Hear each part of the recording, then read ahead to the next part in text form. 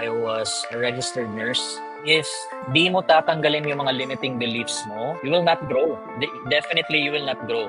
Okay, all right. Welcome to the Loki Genius podcast, and I'm your host Juvel De Lima. And today in the show, I have my new friend and my guest also. So Ramon Anthony De Los Cientos. So he is one of the best Facebook ads strategists.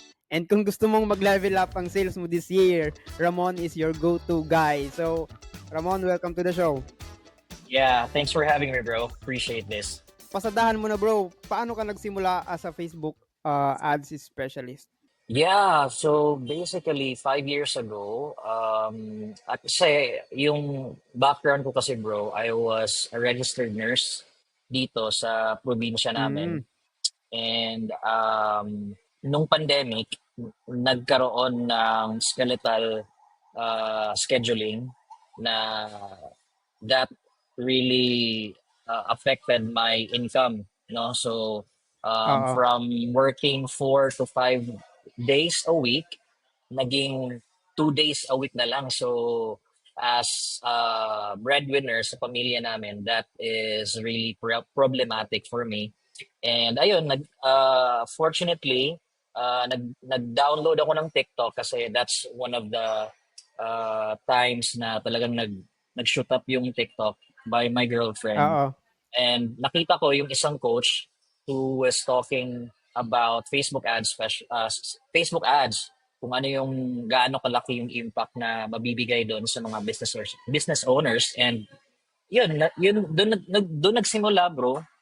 Naintriga ako for the possibility of earning that income. So ayun, nag-enroll ako, and another course na naman, nag-enroll naman for me to basically widen pa yung knowledge ko. So ganun. O parang hindi mo talaga in-expect na papasok ka sa online world kasi nasa medical Yeah, field ka, di ba? yeah, for So, sure. yung parang bigla lang ba sa'yo pumitik sa isip mo na ito na lang yung gagawin ko? Yeah, kasi I was really eager. I'm very, ano na talaga kung ano ba yung pwede kong side hustle, kumbaga. Oo. Actually, before enrolling on that course, I joined a networking, no? I joined a networking, but Oo. hindi siya nag-work for me, no? Hindi ko naman sinasabi na masama yung networking, but it's not really for me. Um, Oo. ayun. Oo. Nag-join din naman ako sa networking. 3 years ako sa networking eh. And Yeah, halos yung mindset ko is galing sa networking. Bakit di ako ba? ganito mag-isip din? Oo. Right. So thankful din ako talaga na nakapasok ko sa networking kasi dahil sa networking, Yeah, nagbago ang mindset ko kasi before correct. sobrang taas ng belief ko pagdating sa school na para sa akin doon ako kikita ng malaki. Yeah. And bigla lang kasi nag-aaral ako nun sa college and Mhm. second year civil engineering and bigla na lang na-invite ako sa networking, nag-drop ako agad. The moment Yeah. na na-realize ko na pwede akong yumaman sa networking or sa business na Mm. hindi ko kailangan na ganito ganyan ang natapos ko. Parang ganon. So, Right, right. kwentuhan mo naman kami, parang kailan mo na-realize na, di ba, nursing ka, nakapag-work ka ba? Na Yeah. dito na ako. Mag, Mm. Actually, before I hopped into a new career path, I was on my fourth year na as a nurse, and okay. um, doon I have a parang plano on going abroad, but when pandemic hit, nag-iba lahat kasi namatayan din ako ng family member because of COVID. Mm-mm. And may mga news na natatanggap tayo, especially on the healthcare setting sa UK, sa US, na yung mga OFWs doon is, ayun nga, namatay. And then Oo. umuwi na, yun, wala na. So that shifted my career path when that pandemic happened. So yun. Kasi parang yun na yung realization mo na Yeah. parang kailangan ko na mag-isip ng another way to make Mm, money na parang yung mas safe, parang ganon. correct. Yeah. Di ba? Kasi yung time na din na yun, alam mo, yung time ng pandemic, yung 2019, Yun din Mm. nung pumasok yung pandemic, yun din yung time na mas nagustuhan ko talaga na mag-stop na ng pag-aaral kasi nagiging ano na parang sa bahay ka na lang mag-school and Mm. parang nawalan ako ng gana. Yun. Correct. Yeah, So yun. very mahirap kasi I've experienced one time, nag-transport kami ng isang positive patient, COVID patient. And then wala kaming meron kaming mga um, gamit, but to think na you are with that positive patient for at least siguro mga 9 hours kaming nasa pasyenteng yun kasi naka-intubate siya. Oo. And those times, puno-puno yung mga hospital. So we have no choice but to do ambu bagging, manual ambu bagging. So imagine that yung takot ko for myself, especially for my family, no? And then mahirap lang kami. So that's why. Yun talaga. Oo. So nung nag-transition ka bro into Facebook ads, Yeah. parang sure ka ba na parang kikita ako dito? Ano ba yung Mm. feeling mo nun nung tipong nagta-transition Ah, ka? ay parang parang 50-50 naman kasi Oo. um it's a new path for me eh. So the Oo. uncertainties are always there. So medyo mahirap i-gauge kung anong career path ba to. So Oo. especially on my experience, bro, I got my very first client Oh. after 8 months pa. Sobrang tagal. But the way I do it is I made sure na before I quit, I made sure na meron talaga akong kliyenta na Oo. in place kahit gaano kaliit lang yung sweldo as long as Mm. I'm ready na to quit. So yun yung ano ko, yung ginawa ko para hindi ako sobrang alam mo yun, yung parang walang trabaho. And Oo. considering na nagbabayad ako ng bills, so Oo. it's not really good for me. Yeah. Mm. So ibig sabihin pinagsabay mo talaga yung paghahanap mo ng client habang nagwo-work ka.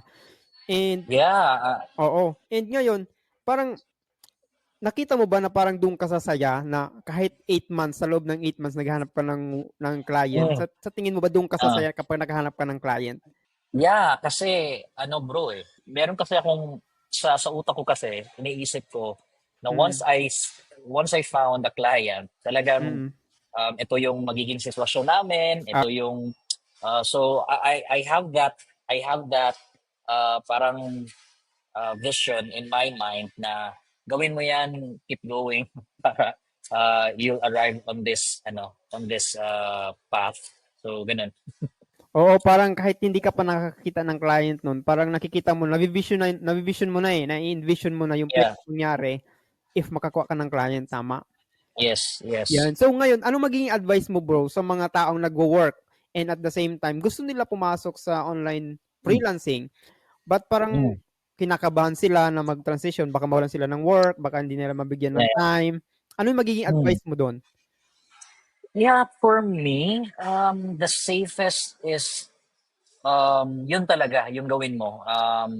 Either there are two options na naiisip ko is number one, yung option is yung ginawa ko na trabaho ka lang and after your work, doon ka mag-learn ng skill na gusto mong tahakin.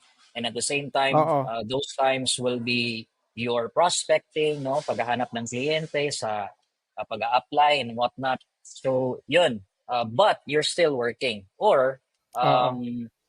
itong second option naman would be work ka, then you save up for the next, let's say, 3 to 5 months na Mm. ini-expect mo na ganyan katagal yung paghahanap mo ng trabaho so that you are ready, no? So, yeah, I think yun lang naman yung pinaka best for me na option na pwede kong ma-advise talaga sa kanila.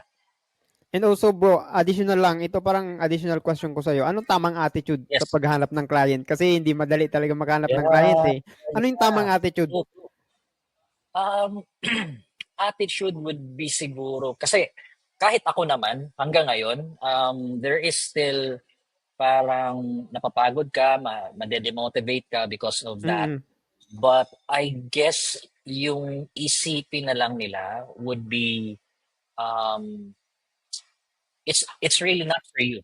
Kasi I've been applying for the past. I've been applying like um, hundreds of application, or not hundreds siguro, more than Oo, hundreds pa eh, no? oo. But merong talagang isang tao talaga na magsasabi sa'yo na, yeah, you're good to work with us. So siguro ang attitude na ano lang siguro is wag mong isipin yung failures Oo. as a as parang sinasabi or dinedefine mo sa sarili mo na you're not good. Mm. Kasi you will get to a point talaga na maiisip mo yan eh. But the attitude would be keep going. Oo, Um, tama. Still a client out there na talagang para sa Oo. So, Oo, tapos ano yung masabi mo doon sa mga madalas ko 'tong marinig na ginawa ko ng lahat pero wala pa rin talaga. Ano yung masasabi mo doon? well, I guess you are not doing the right thing. Oo. Oo. So, for me, the best course of action for that is to get a mentor. That's one. Kasi kung Tama. wala kang mentor, you're like um you're like ano lang eh, parang wala kang direction, walang mag-guide Mm. sa iyo. Tama. So, getting a mentor would be the best course of action for you, especially if you're a newbie, if you're a beginner, no? Para um at least may guidance ka. But if you wanted to be do it all by yourself, kasi some naman, may mga iilan din naman na kahit walang mentor pero they're still getting clients eh. So Oo. basically, you have to gauge it for yourself kung ano ba yung capacity ko. You have to ask yourself na, what do I really want? Kung gusto ko ba yung may guidance or wala? So I guess weigh everything. So, yun lang. Oo, kasi minsan talaga iba-iba naman kasi ang klase ng tao, eh. May mga tao Yeah. na need ng guidance, may mga tao din naman na Mm, makapanood lang ng video o may marinig correct. lang, may mabasa lang, parang kaya niya na yun Yes. i-implement sa sarili niya, but Correct. hindi madali. May mga tao naman na Yes. nahihirapan i-implement sa sarili nila kapag walang nag-guide. Yung parang may tinatawag Correct. na kung may gagawin ka, dapat meron kang body na Mm, remind sa'yo na, uy, nagawa mo na ba to? Tapos ka na ba yeah. nito? Parang ganon. Mm, Yun yung purpose ng mga mentor din talaga na kailangan mo minsan ng may nag-guide sa'yo kasi kung mababaw yung motivation mo and wala yeah. kang disiplina, hindi ka magtutuloy-tuloy kasi hindi mo man lang ma-push yung sarili mo into doing something kahit hindi ka pagsabihan, 'di ba? Yes. Isa 'yun sa mga Mababurnout ano, ka talaga. oo, parang isa 'yun sa mga attitude na dapat na mga ano mo, parang mailabas mo na kaya mong gawin yung isang bagay kahit mahirap, kahit walang nagsasabi sa'yo kasi kailangan. Yeah, discipline. Oo, discipline. And ito bro, another ano question ko sa'yo, um, ano yung parang dapat na mindset after ng attitude mindset, 'di ba? Iba naman 'yon, 'di ba? Yeah, yeah, yeah. Oo. Kasi maraming tao ang takot pagdating sa pagta-try or pag-start ng something new. Ano yung Mm. magiging advice mo doon?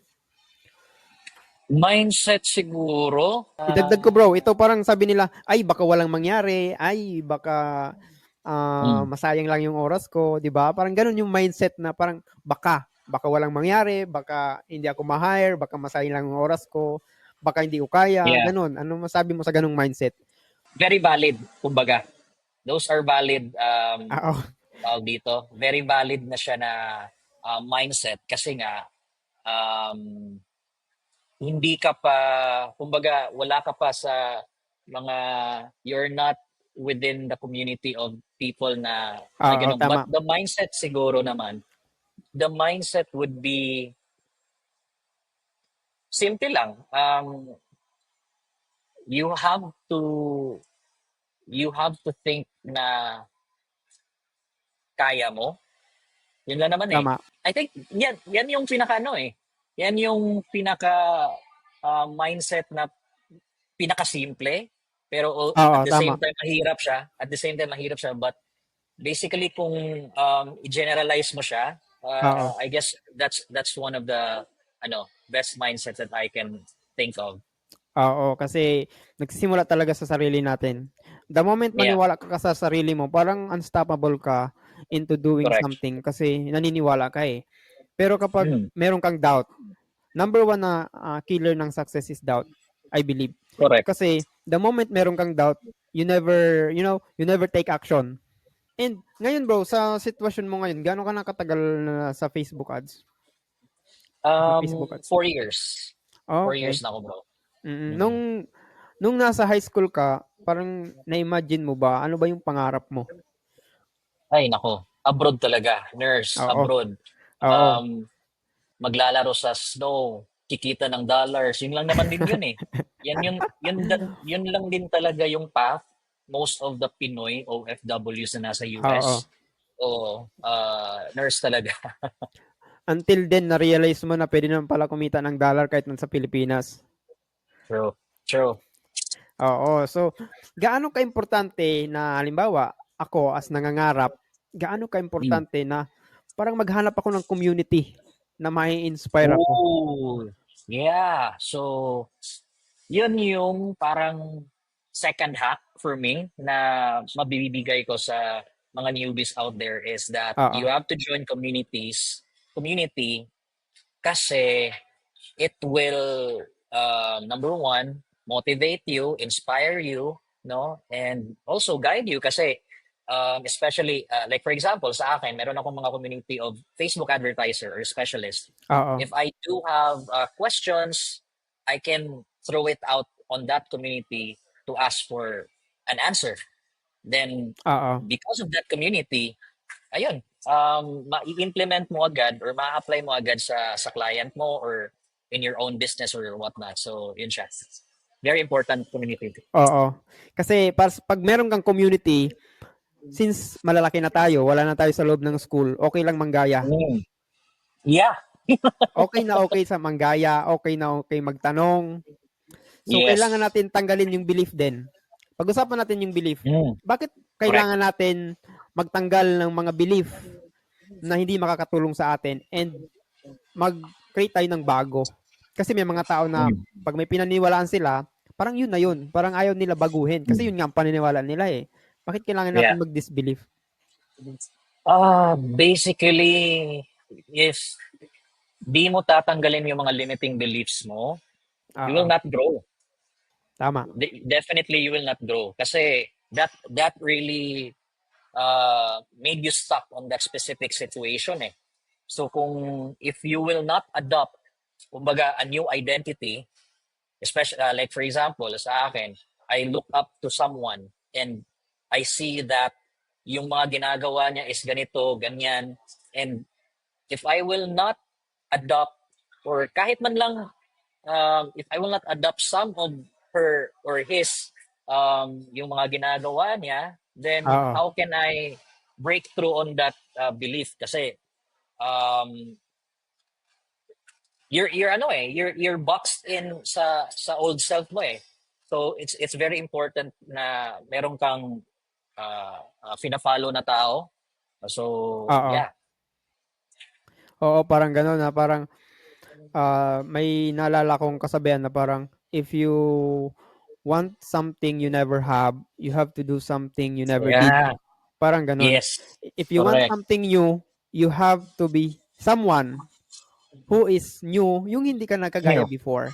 Kasi parang Mm. hindi mo magiging deserve yung mga bagay na ginugusto mo. Sabihin mo, gusto kong kumita ng 1 million isang buwan. And yung belief mo, action mo, mindset mo is hindi naka-align sa bagay na gusto mo, parang imposible naman mangyari. Tama? Napaka-importante kasi ng alignment sa mga bagay na ginugusto natin. Hindi pwedeng, sabi nila, libre lang ang mangarap. Tama? Oo, libre Mm. lang naman mangarap. But if you are going to dream, uh, tulungan mo naman ang sarili mo and Yeah. ano mo naman yung sarili mo, bigyan mo naman ng pabor yung sarili mo na kaya ko to, nangangarap ako ng ganito, ito to ang gagawin ko. 'Di ba? Yeah. O ano masasabi mo doon sa part na libre lang naman ang mangarap? But pag Yeah. nakita mo sila, they don't take action. Then it will just be a dream lang, bro. So parang um very ano lang, very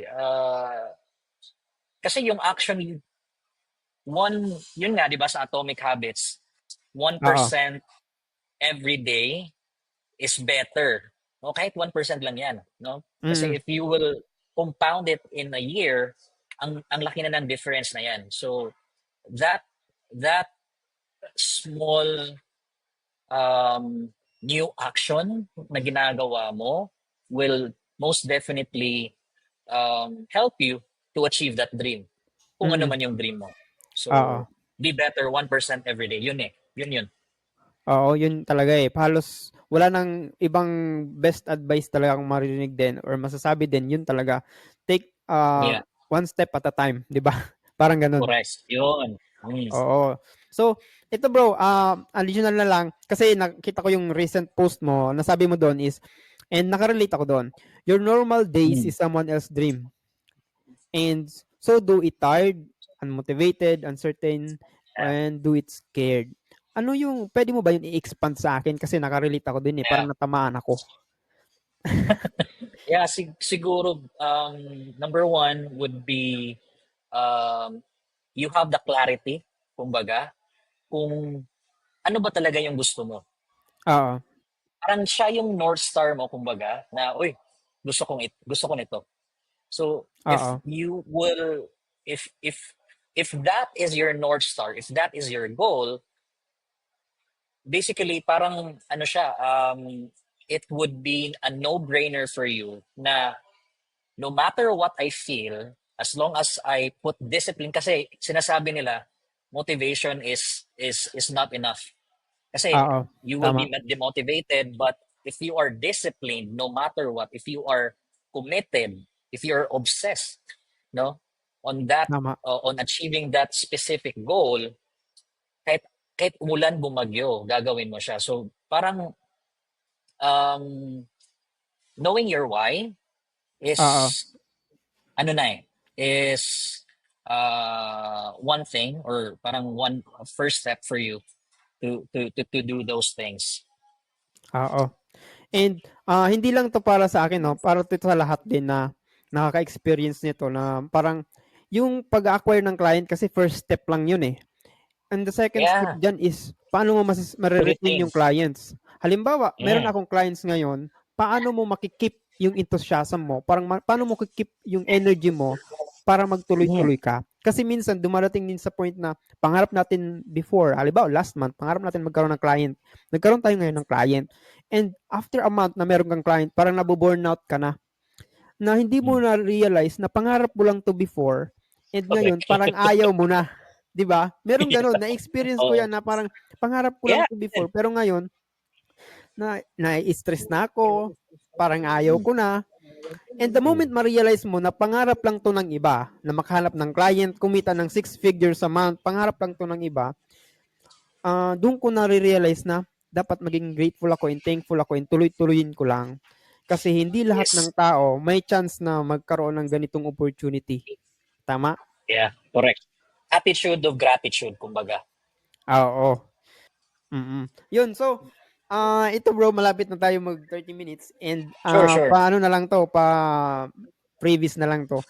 Napapansin ko kasi sa mga post mo is meron kang alagang for baby, parang yung Shih Aso. Tzu mo, 'di Mm. ba? Mm.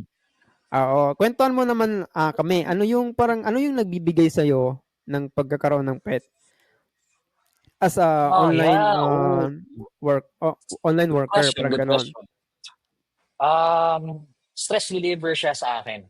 Kasi, Oo. yun nga, I think I mentioned it one of my posts na um, they are basically my everyday therapist. Kasi Oo. iba yung nabibigay nung comfort nung aso na yung calm presence nila, no? Yung um, basically yung nabibigay ng aso talaga sa akin, yung comfort, yung um, um, ano ba, comfort, paano ka, yung patience, of course, kasi sa mga aso ko, may isang aso ko na Oo. medyo sobrang kulit. So, it taught me a lot of things talaga by just simply owning a pet. So, Mm. and then, yun nga, naging therapist ko siya every time Oo. I'm stressed with my work, no? Handling multiple clients and or whatnot. By simply looking at them, parang, okay, nare-relieve na ako. Relief na, Oo. yung relief na mabibigay mo. So, yeah, it's good um, for me mentally, psychologically. Oo, ako din naka-relate din ako sa'yo and mare-recommend ko na if you are Mhm. working from home, Yeah, napakaganda na meron kang alagang aso sa loob ng bahay na correct. yung parang ano, parang stress reliever mo din, kausap mo, hindi Mm, mo man talaga kausap kasi hindi mo nagsasalita. Pero parang marunong din kasi sila mag-communicate, eh. And mm, ngayon meron akong ano din, Shih Tzu din. Meron kami, mm. nanganak siya like 2 weeks ago ng 6 Uy, na puppies. And di din namin uy, inaasahan na magkakaroon siya ng anak kasi magte 3 years na siya and ngayon pa lang siya nanganak. uy, Oo, same. 3 years old din yun nanganak yung ano ko, yung, yung Shih Tzu ko. And also oo. to add lang din bro, to add lang din as a work from a freelancer, online freelancer working from home, beneficial din siya sa akin kasi di Oo, ba most of the time we are just sitting in front of our laptop and then oo, without any activities. So as a pet owner, ma, parang mapupush through ka on walking your dog outside oo, kasi para yun nga para mag-poop, para umihi kasi we don't want naman na nasa loob lang sila dumudumi, oo, no? So oo. twice a day ginagawa ko siya. So parang yun na din yung isa sa mga physical activities na ginagawa ko. And yun. And nakakatuwa din kapag marunong sila mag-tricks and kapag oo, yung aso kasi namin dito, yung Shih Tzu namin, kapag Oo. tumatay siya or umiihi siya, pumapasok siya ng CR, dun siya umiihi sa CR talaga. And kapag nakasarado Nice. naman oo, and kapag nakasarado naman yung CR, umaakyat siya sa second floor kasi since hindi pa tapos yung Mm. second floor, dun siya tumatay sa taas. Hindi siya dito tumatay sa baba, gano'n. Well trained, well trained. Oo, Galing so naman. pag minsan naman, dito sa front door, parang tumitingin lang siya sa door, 'pag binuksan mo lalabas siya dun sa tatae, parang gano'n. Mm. Nakakatuwa 'pag gano'n. Correct. So yun lamang, thank you so much bro, Ramon sa time mo, Yeah, thank you, na-appreciate ko. thank you. So sa napakasayang kuwentuhan natin sa maulan na hapon dito sa'min sa Yeah, Bicol. ang And sana layo mo pala. makarating din ako, saan ka ngayon naka-ano, naka-base? I'm based in Davao. Okey, malayo sa Mm. Davao. So may kaibigan din ako sa Davao pero very soon baka maka-visit din diyan. I-update na lang kita Wow. baka magkape tayo kung Sure, saan. sure. Please do, please do. Let's meet. Okay, so thank you so much guys. God bless you all and see you all in at the top.